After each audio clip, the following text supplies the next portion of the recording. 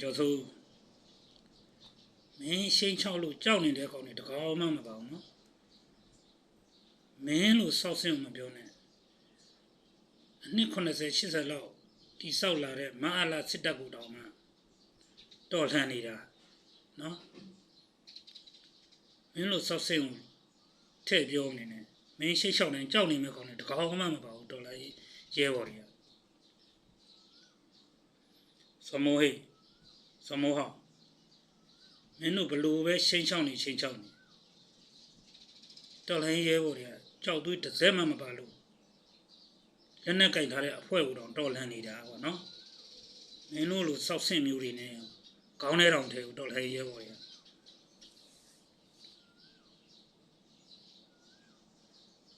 တစင်ဦးအာယုတ်လေးနဲ့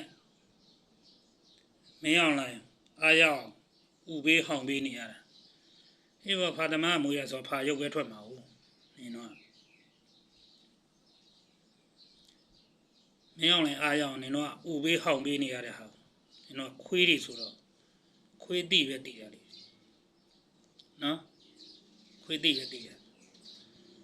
နင်တို့လှည့်ကိုလာတော့မယ်မကြဘူးစောင့်နေနင်တို့ဆွေစဉ်မျိုးဆက်နင်တို့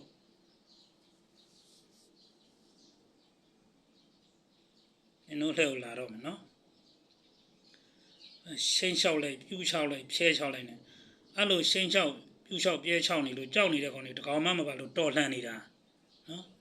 မင်းတို့ပထွေမင်းအောင်လည်းတော်လှန်နေတာမကြောက်လို့အဲ့လောက်စောက်ဆင်းနေမြန်မင်းတို့လာပြီးရှိန်လျှောက်နေသေးတယ်ခေါင်းထဲတော့မထည့်ဘူးနော်ခေါင်းထဲတော့မထည့်ဘူးမင်းတို့စောက်ဆင်းနေ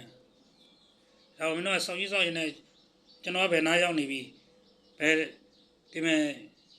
အကြမ်းဖက်တောင်းကျမ်းသူတွေတယောက်မှတော့မရှိဘူးဘာဘူးညာအောင်လေမြစ်ထဲကိုမျောပြမှာလေမင်းကိုမျောမှာမြစ်ထဲကိုမင်းကိုမျောမှာနော်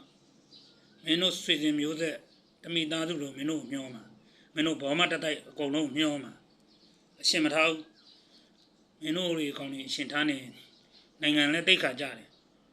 ညီကြီးလည်းလေးတယ်ဆန်လည်းကုန်တယ်မင်းတို့ကဆန်ပေါ်လို့ကြီးနေတာအတိညာရှိတဲ့ကောင်လည်းမဟုတ်